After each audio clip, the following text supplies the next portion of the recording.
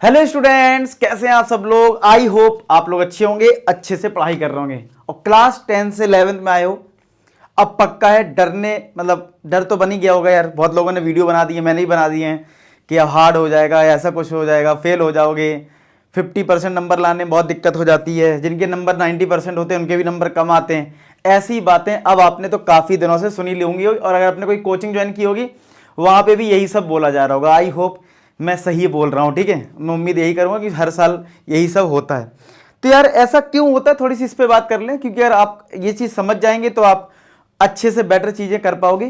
तो यार सबसे पहला जो मुझे पॉइंट समझ में आता है वो ये है, लेवल का चेंज होना है। यार जैसे आपको बोला गया था 8th से 9th में लेवल चेंज होता है, लेकिन उस टाइम कोरोना चल रहा था, उस टाइम आपने इतना ध्यान नहीं दिया होगा कि कितना लेवल चेंज हुआ कितना नहीं। लेकिन 10th के बाद एक जंप होता है। जैसे मैं अगर बोलूँ, अगर आप 8th क्लास में इधर हैं, अगर आप यहाँ पे क्लास 8 में होते हो और क्लास 9 में आते तो बहुत बड़ा जंप नहीं होता है, और फिर क्लास 9 और 10 लगभग में बराबर रहते हैं, ठीक है। हालांकि बोर्ड का प्रेशर आ जाता है वो एक अलग बात है, लेकिन जब क्लास देखो यहाँ पे बहुत ज़्यादा गैप नहीं है। हालांकि चेंज होता है, ट्रांजिशन होती है, लेकिन जब आप 10 से 11 में आते तो थोड़ा सा ज़्यादा ही चेंज हो जाता है, यानी लेवल बदल जाता है। इसका बहुत सारे रीजन हो सकते हैं कि बुक्स बहुत ज़्यादा हो जाती हैं, एक एक चैप्टर को बहुत वाइड पढ़ना पड़ता है, क्योंकि वो कॉम्पिटिटिव एग्जाम के लिए इंपॉर्टेंट होता है, तो आपको हर कोई भी पॉइंट मिस नहीं करना होता है।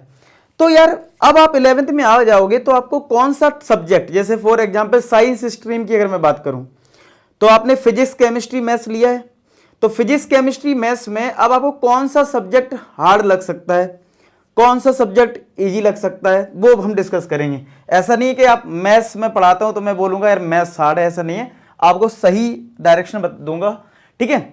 सबसे पहली बात तो फिजिक्स की मैं बात करूं तो आपको फिजिक्स जो है वो हार्ड लग सकता है। इसका रीजन क्या है, इसमें आपको न्यूमेरिकल्स भी करने होंगे, ठीक है, और साथ के साथ डेरिवेशन भी बहुत रहते हैं। तो डेरिवेशन प्लस न्यूमेरिकल दोनों चीजें बैलेंस करनी होती है, डेफिनेशंस याद करनी होती है। और न्यूमेरिकल्स की बात करें तो हो सकता है एससी वर्मा से दे दें, डीएस पांडे से दे दें, तो बहुत सारी बुक्स रहती हैं। यार आप सोचो कि कितनी बुक लगाओगे, समझ रहे हो। मतलब सीधी सी बात है, आपने कोई चैप्टर कर लिया, पेपर में तो किसी भी बुक से आ सकता है, तो हो सकता है जेई लेवल का क्वेश्चन दे दें, तो फिजिक्स आपको हार्ड लग सकती है, ठीक है, कंपेयर टू मैथ्स। मैं मैथ्स से ही कंपेयर करूंगा सब्जेक्ट का।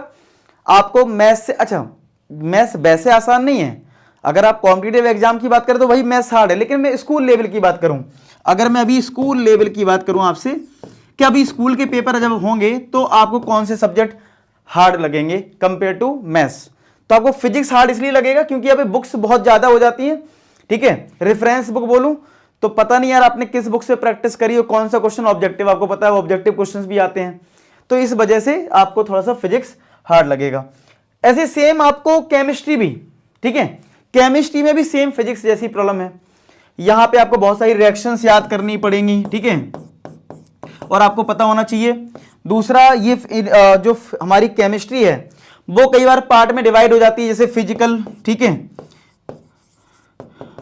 एक आपका इनऑर्गेनिक हो जाता है, ठीक है, ऑर्गेनिक हो जाता है, तो ऐसे डिफरेंट डिफरेंट कैटेगरी में ये डिवाइड हो जाती है। नहीं मतलब केमिस्ट्री भी 3 पार्ट में डिवाइड हो जाती है, समझ रहे हो। अब 3 पार्ट में जब डिवाइड होती है तो यार आपको हर बुक, सोचो हर एक पार्ट के लिए एक मोटी सी बुक होगी समझ रहे हो मेरी बात, मतलब हर पार्ट के लिए एक मोटी सी बुक होगी। तो यहां पे पता प्रॉब्लम क्या रही है 11th क्लास में, अभी तक ये होता था कि अगर क्लास 10th में हो तो एक ही मोटी बुक पढ़नी थी। जैसे मान लो आपने मैथ्स पढ़ रहे हो तो आपको पता है ज्यादा से ज्यादा आप क्या लोगे, आर डी शर्मा पढ़ लोगे, आर एस अग्रवाल पढ़ लोगे, समझ रहे हो, इनको पढ़ लोगे, एक ही तो बुक होगी ना मोटी सी। लेकिन फिजिक्स हो चाहे केमिस्ट्री हो चाहे मैथ्स हो, क्लास 11th में हर चैप्टर का एक अलग से बुक आ जाता है। जैसे यहां पे देख पा रहे हो 3 पार्ट में डिवाइड है, इनकी सबकी अपनी अपनी बुक है, और वो भी एक राइटर की नहीं, कोई बोलेगा ये बुक ले लो, कोई बोलेगा ये बुक ले लो, आप कंफ्यूज कौन सी बुक से पढ़ाई करें। फिर भी मेरा सजेशन तो यही, तो आप किसी एक अच्छी बुक का, हालांकि मैंने इस पर एक वीडियो बनाया था कौन सी बुक यूज करें, तो आप उनमें से कोई एक बुक यूज करके पढ़ाई कर सकते हो, उसमें कोई दिक्कत नहीं है। लेकिन हाँ सीधी बात है यही है, आपको सबसे आसान लगेगा स्कूल लेवल पे। देखो स्कूल लेवल में सबसे आसान अगर आपको लग सकता है तो वो सब्जेक्ट है मैथ्स। अच्छा मैथ्स क्यों आसान लगता है, क्योंकि ज्यादातर स्कूल बेटा एनसीईआरटी फॉलो कर सकते हैं, एनसीईआरटी फॉलो करते हैं, और एनसीईआरटी से 30-40% दे देते हैं पेपर में, तो पास होने की जुगाड़ हो जाती है, ठीक है। मतलब फेल होने की, फिजिक्स केमिस्ट्री में तो फेल भी हो जाते हैं बच्चे शुरुआत में, मैं देखता हूं, ठीक है। मैथ्स में मेरा ऐसा एक्सपीरियंस है कि फेल होने के चांस कम होते हैं। हाँ, अच्छे नंबर लाने के लिए आपको तो भाई एफर्ट मानना पड़ेगा। अगेन वही वाली बात है, अगर आप जेई लेवल को टारगेट कर रहे हो तो आपके लिए बहुत सारी बुक हो सकती है, सिंगेज की हो सकती है, ठीक है। कोई बच्चे अरिहंत सॉल्व करते हैं, तो मतलब डिफरेंट डिफरेंट है, तो मतलब, और वो भी एक बुक नहीं होती है, ट्रिग्नोमेट्री की अलग पूरी एक बुक है, ठीक है, कोऑर्डिनेट ज्योमेट्री की एक अलग बुक है। तो यानी यहां भी मैथ्स में भी चैप्टर वाइज या फिर बोलूं यूनिट वाइज एक एक बुक रहती है मोटी मोटी सी।